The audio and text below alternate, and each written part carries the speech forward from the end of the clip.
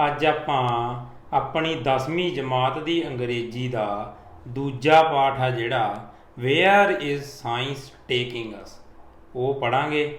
ਪਹਿਲਾਂ ਤਾਂ ਆਪਾਂ ਇਹਦਾ ਟਾਈਟਲ ਦੇਖਦੇ ਹਾਂ, ਇਹਦਾ ਸਿਰਲੇਖ ਵੇਅਰ ਇਜ਼ ਸਾਇੰਸ ਟੇਕਿੰਗ ਅਸ, ਕਿ ਸਾਇੰਸ ਵਿਗਿਆਨ ਸਾਨੂੰ ਕਿੱਧਰ ਲੈ ਕੇ ਜਾ ਰਿਹਾ ਹੈ, ਕਿੱਥੇ ਲੈ ਕੇ ਜਾ ਰਿਹਾ ਹੈ। If the aim of science is the conquest of man's environment, what should be its ultimate goal? ਕਹਿੰਦੇ ਜੇ ਵਿਗਿਆਨ ਦਾ ਮਕਸਦ ਹੈ ਜਿਹੜਾ ਆਦਮੀ ਦਾ ਵਾਤਾਵਰਨ ਆ, ਆਦਮੀ ਦੇ ਆਲੇ ਦੁਆਲੇ ਜਿੰਨਾ ਵੀ ਕੁਛ ਹੈ ਉਹਨੂੰ ਜਿੱਤਣਾ, ਜੇ ਵਿਗਿਆਨ ਦਾ ਮਕਸਦ ਆ ਤਾਂ ਉਹਦਾ ਆਖਰੀ ਗੋਲ ਕੀ ਹੋਊਗਾ। ਅਲਟੀਮੇਟ ਮਤਲਬ ਹੁੰਦਾ ਫਾਈਨਲ ਜਾਂ ਆਖਰੀ। When man first began to think, he asked himself the deepest of all questions. ਕਹਿੰਦੇ ਸਭ ਤੋਂ ਪਹਿਲਾਂ ਜਦੋਂ ਮਨੁੱਖ ਨੇ ਸੋਚਣਾ ਸ਼ੁਰੂ ਕੀਤਾ ਤਾਂ ਉਹਨੇ ਆਪਦੇ ਆਪ ਤੋਂ ਬੜੇ ਡੂੰਘੇ ਪ੍ਰਸ਼ਨ ਪੁੱਛੇ। ਜਿਹੜੇ ਡੂੰਘੇ ਪ੍ਰਸ਼ਨ ਸੀ ਉਹ ਪੁੱਛੇ। A question which you have undoubtedly asked yourself many times, ਜਿਹੜਾ ਕਹਿੰਦੇ ਤੁਸੀਂ ਵੀ ਬਿਨਾਂ ਕਿਸੇ ਸ਼ੱਕ ਤੋਂ ਆਪਦੇ ਆਪ ਤੋਂ ਬਹੁਤ ਵਾਰੀ ਪੁੱਛਿਆ ਹੋਊਗਾ। What is the meaning of life? ਕਿਹੜਾ ਪ੍ਰਸ਼ਨ ਆ ਉਹ ਕਿ ਜ਼ਿੰਦਗੀ ਦਾ ਮਤਲਬ ਕੀ ਹੈ। What is it all about? ਕਹਿੰਦੇ ਜ਼ਿੰਦਗੀ ਕਾਹਦੇ ਬਾਰੇ ਹੈ, ਇਹ ਸਾਰਾ ਕੁਛ ਆ ਜਿਹੜਾ ਇਹ ਕਾਹਦੇ ਬਾਰੇ ਹੈ। Where are we all going? ਅਸੀਂ ਸਾਰੇ ਕਿੱਥੇ ਜਾ ਰਹੇ ਹਾਂ, ਕਿੱਧਰ ਜਾ ਰਹੇ ਹਾਂ। What drives men ever forward to work and worry? ਕਹਿੰਦੇ ਅਜਿਹੀ ਕਿਹੜੀ ਚੀਜ਼ ਹੈ ਜਾਂ ਅਜਿਹਾ ਕੀ ਹੈ ਜਿਹੜਾ ਮਨੁੱਖ ਨੂੰ ਚਿੰਤਾ ਕਰਨ ਲਈ ਤੇ ਕੰਮ ਕਰਨ ਲਈ ਕਹਿੰਦਾ ਹੈ, ਜਾਂ ਮਨੁੱਖ ਤੋਂ ਚਿੰਤਾ ਕਰਾਉਂਦਾ, ਮਨੁੱਖ ਤੋਂ ਕੰਮ ਕਰਵਾਉਂਦਾ। ਇਹ ਸਾਰੇ ਉਹ ਡੂੰਘੇ ਸਵਾਲ ਨੇ ਜਿਹੜੇ ਕਹਿੰਦੇ ਮਨੁੱਖ ਨੇ ਪੁੱਛਣੇ ਸ਼ੁਰੂ ਕੀਤੇ ਜਦੋਂ ਉਹਨੇ ਸਭ ਤੋਂ ਪਹਿਲਾਂ ਸੋਚਣਾ ਸ਼ੁਰੂ ਕੀਤਾ। And now ਦੇਅਰਸ this other big question, ਕਹਿੰਦੇ ਅਤੇ ਹੁਣ ਇੱਕ ਹੋਰ ਵੱਡਾ ਪ੍ਰਸ਼ਨ ਆ ਗਿਆ, ਹੋਰ ਵੱਡਾ ਸਵਾਲ ਆ ਗਿਆ। A newer question which is beginning to force itself into our notice. ਕਹਿੰਦੇ ਇੱਕ ਨਵਾਂ ਪ੍ਰਸ਼ਨ ਜਿਹੜਾ ਸਾਡਾ ਧਿਆਨ ਆਪਦੇ ਆਪ ਵੱਲ ਨੂੰ ਖਿਚਾ ਰਿਹਾ ਹੈ।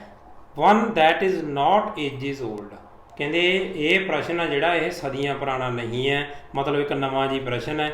That has not been with us since man first began to think, ਕਹਿੰਦੇ ਇਹ ਪ੍ਰਸ਼ਨ ਉਦੋਂ ਸਾਡੇ ਨਾਲ ਨਹੀਂ ਸੀ, ਉਦੋਂ ਸਾਡੇ ਦਿਮਾਗ 'ਚ ਨਹੀਂ ਸੀ ਜਦੋਂ ਸ਼ੁਰੂ ਤੇ ਮਨੁੱਖ ਨੇ ਸੋਚਣਾ ਸ਼ੁਰੂ ਕੀਤਾ। ਆਪਾਂ ਇਹ ਪੜ੍ਹਿਆ ਹੀ ਹੈ ਵੀ ਮਨੁੱਖ ਪਹਿਲਾਂ ਆਇਆ, ਹੌਲੀ ਹੌਲੀ ਉਹਨੇ ਸੋਚਣਾ ਸ਼ੁਰੂ ਕੀਤਾ, ਫਿਰ ਉਹਨੇ ਕੰਮਕਾਰ ਕਰਨੇ ਸ਼ੁਰੂ ਕੀਤੇ, ਉਹਨੇ ਬੜੇ ਅਲੱਗ-ਅਲੱਗ ਆਪਣੇ ਆਪ ਤੋਂ ਪ੍ਰਸ਼ਨ ਪੁੱਛਣੇ ਸ਼ੁਰੂ ਕੀਤੇ।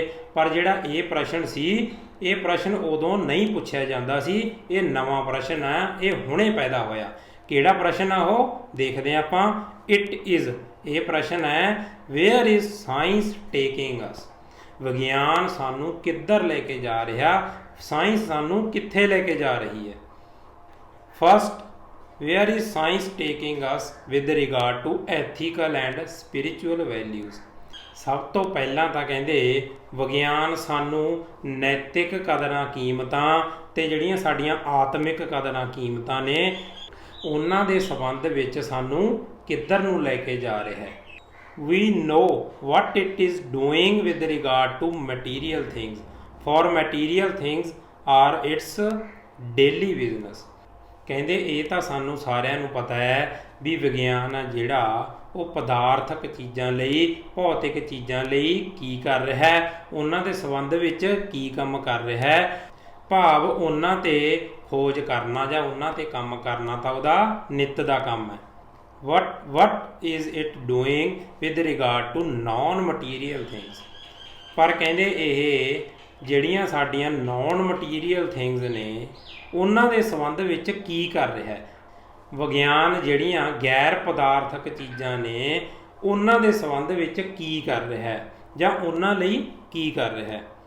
If the answer were nothing at all that would be bad enough, ਕਹਿੰਦੇ ਜੇ ਇਸ ਗੱਲ ਦਾ, ਇਸ ਪ੍ਰਸ਼ਨ ਦਾ ਜਵਾਬ ਹੁੰਦਾ ਕੁਝ ਵੀ ਨਹੀਂ ਕਰ ਰਿਹਾ ਤਾਂ ਉਹ ਵੀ ਚੰਗਾ ਨਹੀਂ ਹੋਣਾ ਸੀ।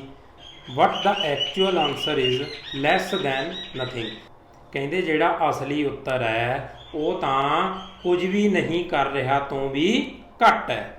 Hair science is actually doing less than nothing, ਕਹਿੰਦੇ ਇਸ ਖੇਤਰ 'ਚ ਵਿਗਿਆਨ ਸੱਚਮੁੱਚ ਕੁਝ ਵੀ ਨਹੀਂ ਕਰ ਰਿਹਾ ਕੁਝ ਵੀ ਨਹੀਂ ਕਰਨ ਤੋਂ ਵੀ ਘੱਟ ਹੀ ਕਰ ਰਿਹਾ ਹੈ। Its material teachings have been so over emphasized. ਕਹਿੰਦੇ ਜਿਹੜੀਆਂ ਇਹਦੀਆਂ ਪਦਾਰਥਕ ਸਿੱਖਿਆਵਾਂ ਨੇ, ਜਿਹੜਾ ਇਹਨੇ ਪਦਾਰਥਕ ਚੀਜ਼ਾਂ 'ਤੇ ਕੰਮ ਕੀਤਾ ਉਹ ਬਹੁਤ ਜ਼ਿਆਦਾ ਹੈ।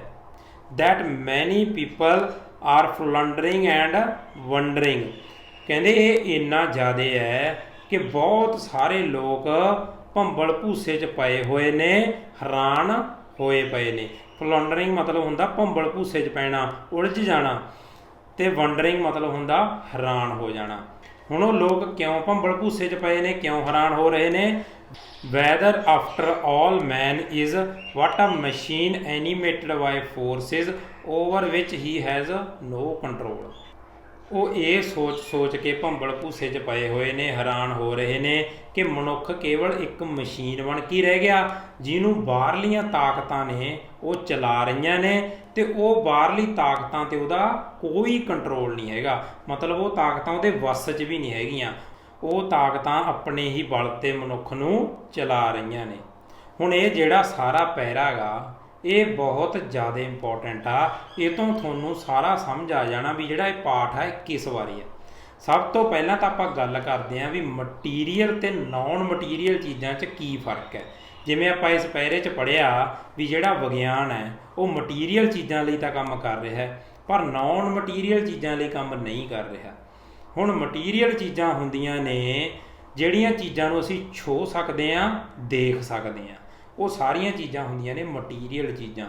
ਜਿਵੇਂ ਆਪਾਂ ਦੇਖ ਲਓ ਆਸੇ ਪਾਸੇ ਸਾਡੇ ਸਾਰੀਆਂ ਚੀਜ਼ਾਂ ਜਿੰਨੀਆਂ ਵੀ ਸਾਨੂੰ ਦਿਖਦੀਆਂ ਨੇ ਸਾਰੀਆਂ ਮਟੀਰੀਅਲ ਚੀਜ਼ਾਂ ਨੇ।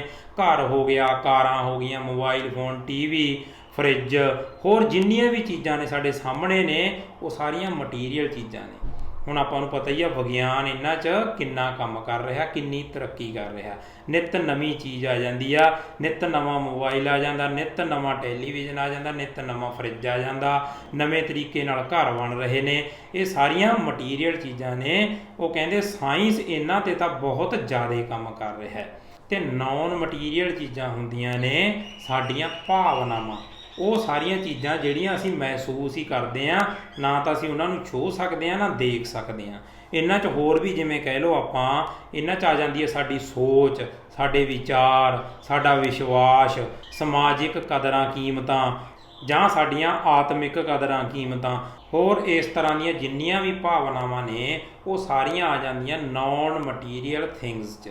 ਹੁਣ ਇਹ ਸੁਣਦੇ ਹੀ ਤੁਹਾਨੂੰ ਇੰਨਾ ਕੁ ਤਾਂ ਪਤਾ ਲੱਗ ਗਿਆ ਹੋਊਗਾ ਵੀ ਸੱਚਮੁੱਚ ਜਿਹੜਾ ਸਾਇੰਸ ਹੈ, ਵਿਗਿਆਨ ਹੈ, ਉਹ ਇਹਨਾਂ ਚੀਜ਼ਾਂ 'ਤੇ ਕੋਈ ਕੰਮ ਨਹੀਂ ਕਰ ਰਿਹਾ, ਉਹ ਇਕੱਲੀਆਂ ਮਟੀਰੀਅਲ ਚੀਜ਼ਾਂ 'ਤੇ ਹੀ ਕੰਮ ਕਰ ਰਿਹਾ ਹੈ। ਇਹੀ ਗੱਲ ਇਸ ਪੈਰੇ 'ਚ ਕੀਤੀ ਗਈ ਹੈ ਤੇ ਇਹੀ ਸਾਡਾ ਜਿਹੜਾ ਪੂਰਾ ਪਾਠ ਆ ਉਹਦਾ ਮਕਸਦ ਵੀ ਇਹੀ ਹੈ ਵੀ ਸਾਇੰਸ ਸਾਨੂੰ ਕਿੱਧਰ ਨੂੰ ਲੈ ਕੇ ਜਾ ਰਿਹਾ ਹੈ। ਮਟੀਰੀਅਲ ਚੀਜ਼ਾਂ ਤਾਂ ਸਾਇੰਸ ਸਾਨੂੰ ਬਹੁਤ ਤਰੱਕੀ ਕਰਾ ਰਿਹਾ ਹੈ, ਪਰ ਜਿਹੜੀਆਂ ਇਹ ਨਾਨ ਮਟੀਰੀਅਲ ਚੀਜ਼ਾਂ ਨੇ ਇਹਨਾਂ ਬਾਰੇ ਵਿਗਿਆਨ ਕੁਝ ਵੀ ਨਹੀਂ ਕਰ ਰਿਹਾ। ਅੱਗੇ ਆ ਗਿਆ, let's concentrate on material things, the things that form the very stronghold of science. Stronghold ਮਤਲਬ ਹੁੰਦਾ ਗੜ੍ਹ। ਕਹਿੰਦੇ ਹੁਣ ਆਪਾਂ ਆਪਣਾ ਧਿਆਨ ਆ ਜਿਹੜਾ ਉਹ ਮਟੀਰੀਅਲ ਚੀਜ਼ਾਂ ਵੱਲ ਲੈ ਕੇ ਜਾਂਦੇ ਹਾਂ। ਹੁਣ ਜਿਹੜਾ ਵਿਗਿਆਨ ਹੈ ਉਹ ਤਾਂ ਇਹਨਾਂ ਮਟੀਰੀਅਲ ਚੀਜ਼ਾਂ ਦਾ ਇੱਕ ਗੜ੍ਹ ਹੈ। Look at the machine for instance. ਕਹਿੰਦੇ ਉਦਾਹਰਨ ਵਜੋਂ ਤੁਸੀਂ ਇੱਕ ਮਸ਼ੀਨ ਵੱਲ ਦੇਖ ਸਕਦੇ ਹੋ। This is the age of the machine. ਕਹਿੰਦੇ ਇਹ ਮਸ਼ੀਨੀ ਯੁੱਗ ਹੈ। Machines R everywhere. ਮਸ਼ੀਨਸ ਸਾਰੇ ਕਿਤੇ ਨੇ। ਇਨ ਦਾ ਫੀਲਡ, ਖੇਤਾਂ 'ਚ ਵੀ ਨੇ। ਇਨ ਦਾ ਫੈਕਟਰੀ, ਫੈਕਟਰੀਆਂ 'ਚ ਵੀ ਨੇ। ਇਨ ਦਾ ਹੋਮ, ਘਰਾਂ 'ਚ ਵੀ ਨੇ। ਇਨ ਦਾ ਸਟਰੀਟ, ਗਲੀਆਂ 'ਚ ਵੀ ਨੇ। ਇਨ ਦਾ ਸਿਟੀ, ਸ਼ਹਿਰ 'ਚ ਵੀ ਨੇ। ਇਨ ਦਾ ਕੰਟਰੀ, ਦੇਸ਼ 'ਚ ਵੀ ਨੇ। ਐਵਰੀਵੇਅਰ, ਇਹ ਸਾਰੇ ਕਿਤੇ ਨੇ। ਹੁਣ ਆਪਾਂ ਨੂੰ ਪਤਾ ਵੀ ਖੇਤਾਂ 'ਚ ਵੀ ਮਸ਼ੀਨਾਂ ਹੁੰਦੀਆਂ ਨੇ, ਆਪਣੇ ਟਰੈਕਟਰ ਹੋ ਗਏ, ਹੋਰ ਜਿੰਨੀਆਂ ਵੀ ਸਾਰੀਆਂ ਮਸ਼ੀਨਾਂ ਨੇ ਇਹ ਵੀ ਸਾਰੀਆਂ ਮਸ਼ੀਨਾਂ ਹੀ ਨੇ। ਫੈਕਟਰੀ 'ਚ ਵੀ ਹੁੰਦੀਆਂ ਨੇ, ਘਰਾਂ 'ਚ ਵੀ ਨੇ, ਗਲੀਆਂ 'ਚ ਵੀ ਨੇ ਤੇ ਸ਼ਹਿਰਾਂ 'ਚ ਵੀ ਨੇ, ਸਾਰੇ ਦੇਸ਼ 'ਚ ਨੇ। To fly, it is not necessary to have wings. There are machines. ਕਹਿੰਦੇ ਉੱਡਣ ਵਾਸਤੇ ਜ਼ਰੂਰੀ ਨਹੀਂ ਹੈ ਵੀ ਤੁਹਾਡੇ ਖੰਭ ਲੱਗੇ ਹੋਣ, ਤੁਹਾਡੇ ਕੋਲੇ ਮਸ਼ੀਨਸ ਹੈਗੀਆਂ ਨੇ। ਭਾਵ ਜਹਾਜ਼ ਨੇ, ਹੈਲੀਕਾਪਟਰ ਨੇ, ਤੁਸੀਂ ਇਹਨਾਂ 'ਚ ਬੈਠੋ ਤੇ ਹਵਾ 'ਚ ਉੱਡੋ। To swim under the sea it is not necessary to have gills, there are machines. Gills ਮਤਲਬ ਹੁੰਦਾ ਗਲਫੜੇ, ਉਹ ਜਿਹੜੇ ਮੱਛੀ ਦੇ ਹੁੰਦੇ ਨੇ ਜਿਨ੍ਹਾਂ ਦੇ ਨਾਲ ਉਹ ਤੈਰਦੀ ਆ ਪਾਣੀ 'ਚ ਥੱਲੇ। ਹੁਣ ਉਹ ਕਹਿੰਦੇ ਵੀ ਸਮੁੰਦਰ 'ਚ ਥੱਲੇ ਤੈਰਨ ਵਾਸਤੇ ਜ਼ਰੂਰੀ ਨਹੀਂ ਵੀ ਤੁਹਾਡੇ ਗਲਫੜੇ ਹੋਣ, ਤੁਹਾਡੇ ਕੋਲੇ ਮਸ਼ੀਨਸ ਹੈਗੀਆਂ ਨੇ। ਆਪਾਂ ਦੇਖਦੇ ਹਾਂ ਨਾ, ਇੱਕ ਮਸ਼ੀਨ ਜੀ ਹੁੰਦੀ ਆ, ਉਹ ਲਾ ਕੇ ਸਮੁੰਦਰ 'ਚ ਥੱਲੇ ਤੈਰਦੇ ਫਿਰਦੇ ਹੁੰਦੇ ਨੇ। To kill our fellow man in overwhelming numbers there are machines. ਕਹਿੰਦੇ ਆਪਣੇ ਨਾਲ ਦੇ ਹੋਰ ਜਿਹੜੇ ਸਾਰੇ ਆਦਮੀ ਨੇ ਉਹਨਾਂ ਨੂੰ ਮਾਰਨ ਵਾਸਤੇ ਵੀ ਸਾਡੇ ਕੋਲੇ ਮਸ਼ੀਨਸ ਹੈਗੀਆਂ ਨੇ। ਓਵਰਵੈਲਮਿੰਗ ਮਤਲਬ ਹੁੰਦਾ ਭਾਰੀ ਮਾਤਰਾ 'ਚ ਜਾਂ ਬਹੁਤ ਜ਼ਿਆਦਾ। Petrol machines alone provide 10 times more power than all human beings in the world. ਕਹਿੰਦੇ ਜਿਹੜੀਆਂ ਪੈਟਰੋਲ ਵਾਲੀਆਂ ਮਸ਼ੀਨਾਂ ਨੇ ਉਹਨਾਂ 'ਚ ਜਿੰਨੇ ਸਾਰੇ ਧਰਤੀ 'ਤੇ ਮਨੁੱਖ ਨੇ ਉਹਨਾਂ ਨਾਲੋਂ 10 ਗੁਣਾ ਜ਼ਿਆਦਾ ਤਾਕਤ ਹੈ। ਮਤਲਬ ਇੰਨੀ ਜ਼ਿਆਦਾ ਤਾਕਤ ਆ ਪੈਟਰੋਲ ਵਾਲੀਆਂ ਮਸ਼ੀਨਾਂ 'ਚ। In the wealthiest countries, each individual has 600 human slaves in his machines। ਕਹਿੰਦੇ ਜਿਹੜੇ ਵਿਅਸਤ ਦੇਸ਼ ਨੇ, ਭਾਵ ਜਿਹੜੇ ਦੇਸ਼ਾਂ ਨੇ ਬਹੁਤ ਜ਼ਿਆਦਾ ਤਰੱਕੀ ਕਰ ਲਈ ਹੈ, ਕਹਿੰਦੇ ਉੱਥੇ ਹਰੇਕ ਮਨੁੱਖ ਕੋਲੇ 600 ਗੁਲਾਮ ਨੇ ਜਿਹੜੇ ਕਿ ਮਸ਼ੀਨਾਂ 'ਚ ਲੁਕੇ ਹੋਏ ਨੇ। ਭਾਵ ਉੱਥੇ ਹਰੇਕ ਬੰਦੇ ਕੋਲੇ ਇੰਨੀਆਂ ਮਸ਼ੀਨਾਂ ਨੇ ਜਿਵੇਂ ਕਿ ਉਹਦੇ ਕੋਲੇ 600 ਗੁਲਾਮ ਹੋਣ। ਉਹਦੀਆਂ ਮਸ਼ੀਨਾਂ ਇੰਨਾ ਕੰਮ ਕਰ ਦਿੰਦੀਆਂ ਨੇ ਜਿੰਨਾ ਕੰਮ ਉਹਦਾ 600 ਗੁਲਾਮ ਬੰਦਿਆਂ ਨੇ ਕਰਨਾ ਸੀ ਜਾਂ ਉਹਦਾ 600 ਬੰਦਿਆਂ ਨੇ ਕਰਨਾ ਸੀ। ਇੰਨੀਆਂ ਜ਼ਿਆਦਾ ਮਸ਼ੀਨਾਂ ਨੇ ਉੱਥੇ ਇੱਕ ਬੰਦੇ ਕੋਲੇ। What are the consequences of this abnormal power. ਕਹਿੰਦੇ ਜਿਹੜੀ ਇਹ ਮਨੁੱਖ ਕੋਲੇ ਅਸਧਾਰਨ, ਅਬਨੋਰਮਲ ਮਤਲਬ ਹੁੰਦਾ ਅਸਧਾਰਨ, ਜਿਹੜੀ ਨੋਰਮਲ ਨਾ ਹੋਵੇ। ਕਹਿੰਦੇ ਮਨੁੱਖ ਕੋਲੇ ਜਿਹੜੀ ਇਹ ਅਸਧਾਰਨ ਤਾਕਤ ਆ ਗਈ ਹੈ, ਇਹਦੇ ਨਤੀਜੇ ਕੀ ਹੋਣਗੇ। Before the war it looked as though it might be possible. ਕਹਿੰਦੇ ਯੁੱਧ ਤੋਂ ਪਹਿਲਾਂ ਇਹ ਲੱਗਦਾ ਸੀ ਕਿ ਇਹ ਸੰਭਾਵਨਾ ਹੋ ਸਕਦੀ ਹੈ। For the first time in history, ਇਤਿਹਾਸ 'ਚ ਪਹਿਲੀ ਵਾਰੀ, to provide food and clothing and shelter for the teeming population of the world, every man woman and child. Teeming ਮਤਲਬ ਹੁੰਦਾ ਭਰੀ ਹੋਈ, ਕਿ ਇਹ ਭਰੀ ਹੋਈ ਆਬਾਦੀ ਨੂੰ ਜਿਹੜਾ ਵਿਗਿਆਨ ਹੈ ਉਹ ਭੋਜਨ ਵੀ ਦੇ ਦੂਗਾ, ਕੱਪੜੇ ਵੀ ਦੇ ਦੂਗਾ ਤੇ ਰਹਿਣ ਵਾਸਤੇ ਛੱਤ ਵੀ ਦੇ ਦੂਗਾ। ਯੁੱਧ ਤੋਂ ਪਹਿਲਾਂ ਇਸ ਤਰ੍ਹਾਂ ਲੱਗ ਰਿਹਾ ਸੀ। ਦਿਸ would have been one of the greatest triumphs of science। ਮਤਲਬ ਫਿਰ ਇਹ ਸਾਇੰਸ ਦੀ ਉਦੋਂ ਤੱਕ ਦੀ ਸਭ ਤੋਂ ਵੱਡੀ ਜਿੱਤ ਹੋਣੀ ਸੀ। And yet many a time especially during the war we have seen the world crammed full of food and people hungry। ਕਹਿੰਦੇ ਪਰੰਤੂ ਬਹੁਤ ਵਾਰ ਖਾਸ ਕਰਕੇ ਯੁੱਧ ਦੇ ਸਮੇਂ ਇਹ ਦੇਖਿਆ ਗਿਆ ਕਿ ਸਮਾਜ ਭੋਜਨ ਨਾਲ ਭਰਿਆ ਹੁੰਦਾ ਹੈ ਅਤੇ ਲੋਕ ਭੁੱਖੇ ਹੁੰਦੇ ਨੇ। For that's the way of science and the machine age। ਕਿਉਂਕਿ ਕਹਿੰਦੇ ਇਹੀ ਸਾਇੰਸ ਦਾ, ਵਿਗਿਆਨ ਦਾ ਅਤੇ ਮਸ਼ੀਨੀ ਯੁੱਗ ਦਾ ਤਰੀਕਾ ਗਾ ਜਾਂ ਉਹਦਾ ਸਿੱਟਾ ਗਾ ਕਿ ਭੋਜਨ ਤਾਂ ਬਹੁਤ ਜ਼ਿਆਦਾ ਪੈਦਾ ਹੋ ਜਾਂਦਾ ਪਰੰਤੂ ਫਿਰ ਵੀ ਲੋਕ ਭੁੱਖੇ ਹੁੰਦੇ ਨੇ। Science produces the goods, it makes the goods what has no control over the consequences. ਕਹਿੰਦੇ ਵਿਗਿਆਨ ਚੀਜ਼ਾਂ ਨੂੰ ਬਣਾਉਂਦਾ ਗਾ, ਚੀਜ਼ਾਂ ਦੀ ਉਤਪਤੀ ਕਰਦਾ ਗਾ, ਪਰ ਇਹਦਾ ਉਹਦੇ ਨਤੀਜਿਆਂ 'ਤੇ ਕੋਈ ਕੰਟਰੋਲ ਨਹੀਂ। ਮਤਲਬ ਇਹ ਉੱਥੋਂ ਤੱਕ ਹੀ ਸੀਮਤ ਆ, ਚੀਜ਼ਾਂ ਬਣਾਉਣ ਤੱਕ ਹੀ ਸੀਮਤ ਆ, ਅੱਗੇ ਕੀ ਨਤੀਜੇ ਨਿਕਲਦੇ ਨੇ ਉਹਦੇ 'ਤੇ ਇਹਦਾ ਕੋਈ ਕੰਟਰੋਲ ਨਹੀਂ। The machine age gives us year by year more hours of leisure but it fails to teach us how to use them। ਕਹਿੰਦੇ ਮਸ਼ੀਨੀ ਯੁੱਗ ਹੈ ਜਿਹੜਾ ਉਹ ਹਰ ਸਾਲ ਜਿਹੜੇ ਸਾਡੇ ਮਨੋਰੰਜਨ ਦੇ ਘੰਟੇ ਨੇ ਉਹਨਾਂ 'ਚ ਵਾਧਾ ਕਰ ਦਿੰਦਾ, ਪਰ ਇਹ ਮਨੋਰੰਜਨ ਦੇ ਜਿਹੜੇ ਸਾਧਨ ਨੇ ਇਹਨਾਂ ਨੂੰ ਅਸੀਂ ਵਰਤਣਾ ਕਿਵੇਂ ਹੈ ਉਹਨਾਂ ਬਾਰੇ ਸਾਨੂੰ ਕੁਝ ਨਹੀਂ ਸਿਖਾਉਂਦਾ, ਉਹਨਾਂ ਬਾਰੇ ਸਾਨੂੰ ਕੁਝ ਨਹੀਂ ਪੜ੍ਹਾਉਂਦਾ। It gives us mechanical habits of mind and repress the spirit of adventure। ਕਹਿੰਦੇ ਇਹ ਯੁੱਗ ਨੇ, ਮਸ਼ੀਨੀ ਯੁੱਗ ਨੇ ਸਾਡੇ ਦਿਮਾਗ ਨੂੰ ਵੀ ਮਸ਼ੀਨੀ ਆਦਤਾਂ ਪਾ ਦਿੱਤੀਆਂ ਨੇ, ਅਤੇ ਜਿਹੜਾ ਸਾਡਾ ਖੋਜ ਕਰਨ ਦਾ ਸੁਭਾਅ ਏ, ਸਾਹਸ ਕਰਨ ਦਾ ਸੁਭਾਅ ਏ ਵੀ ਅਸੀਂ ਕੁਛ ਨਵਾਂ ਕਰੀਏ ਜਾਂ ਕੁਛ ਨਵਾਂ ਕ੍ਰੀਏਟ ਕਰ ਸਕੀਏ, ਉਹਨੂੰ ਇਹਨੇ ਦੱਬ ਦਿੱਤਾ ਹੈ, ਉਹਨੂੰ ਦਬਾ ਲਿਆ ਹੈ। Except along machine made lines, ਬਸ ਕਹਿੰਦੇ ਮਸ਼ੀਨ ਮੇਡ ਲਾਈਨਸ ਨੇ ਉਹਦੇ 'ਤੇ ਹੀ ਮਨੁੱਖ ਚੱਲ ਰਿਹਾ ਹੈ। ਅਸੀਂ ਮਸ਼ੀਨਾਂ ਦੇ ਗੁਲਾਮ ਹੋ ਚੁੱਕੇ ਹਾਂ ਅਤੇ ਮਸ਼ੀਨ ਜਿੱਧਰ ਨੂੰ ਚਲਾ ਰਹੀ ਹੈ ਸਾਨੂੰ ਅਸੀਂ ਉਹੀ ਰਾਹ 'ਤੇ ਚੱਲ ਰਹੇ ਹਾਂ। We will need all our creative powers, ਕਹਿੰਦੇ ਸਾਨੂੰ ਸਾਡੀਆਂ ਸਾਰੀਆਂ ਰਚਨਾਤਮਕ ਸ਼ਕਤੀਆਂ ਦੀ ਜ਼ਰੂਰਤ ਪਵੇਗੀ। ਕਾਹਦੇ ਲਈ? To think our way out of the social problems which science has created for us, ਸਾਨੂੰ ਰਸਤਾ ਲੱਭਣ ਲਈ, ਉਹਨਾਂ ਸਾਰੀਆਂ ਸਮਾਜਿਕ ਸਮੱਸਿਆਵਾਂ 'ਚੋਂ ਬਾਹਰ ਨਿਕਲਣ ਲਈ ਜਿਹੜੀਆਂ ਵਿਗਿਆਨ ਨੇ ਸਾਡੇ ਵਾਸਤੇ ਪੈਦਾ ਕਰ ਦਿੱਤੀਆਂ ਨੇ। ਮਤਲਬ ਸਾਨੂੰ ਬਹੁਤ ਜ਼ਿਆਦਾ ਸ਼ਕਤੀ ਦੀ ਜ਼ਰੂਰਤ ਪੈਣੀ ਆ, ਰਚਨਾਤਮਕ ਸ਼ਕਤੀ ਲਾਉਣੀ ਪੈਣੀ ਆ ਕਿ ਅਸੀਂ ਸਾਇੰਸ ਨੇ ਜਿਹੜੀਆਂ ਸਾਨੂੰ ਸਮਾਜਿਕ ਸਮੱਸਿਆਵਾਂ ਦੇਤੀਆਂ ਨੇ ਉਹਨਾਂ 'ਚੋਂ ਬਾਹਰ ਕਿਵੇਂ ਨਿਕਲੀਏ।